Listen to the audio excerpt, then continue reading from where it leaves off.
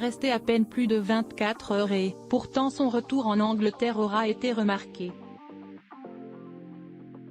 Le prince Harry a fait un rapide aller-retour à Londres pour assister au couronnement de son père, le roi Charles III, ce samedi 6 mai à l'abbaye de Westminster. S'il s'est éclipsé juste après la cérémonie historique pour rejoindre son épouse, Meghan Markle, restée en Californie avec leurs 2 enfants, Archie dont c'était l'anniversaire, et Lily Bay, le duc de Sussex en a profité pour régler certains détails importants. Cela concernait notamment Frogmore Cottage.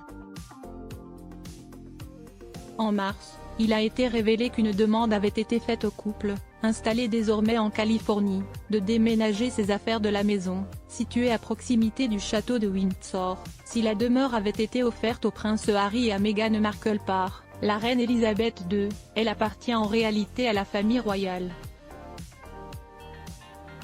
Le porte-parole des Sussex avait déclaré qu'une demande avait été faite pour que les Sussex renoncent à cette propriété.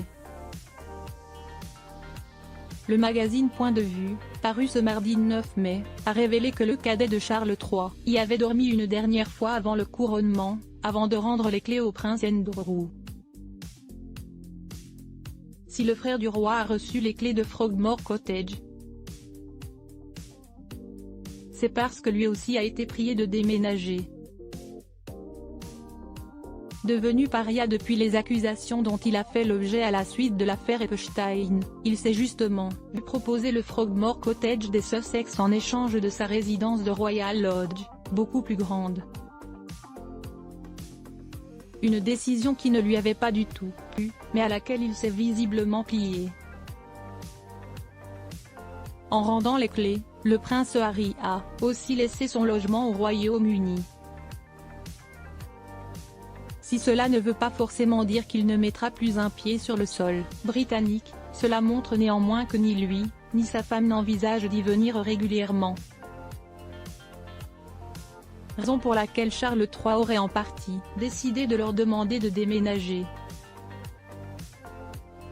Pour ne pas laisser la demeure vide presque toute l'année. Charles tient sa promesse de rationaliser la monarchie en réduisant les dépenses, avait commenté en mars Christopher Anderson sur la chaîne de télévision américaine Fox News Digital. Article écrit en collaboration avec 6 médias Crédit Photo, James Vezebar /SIPA.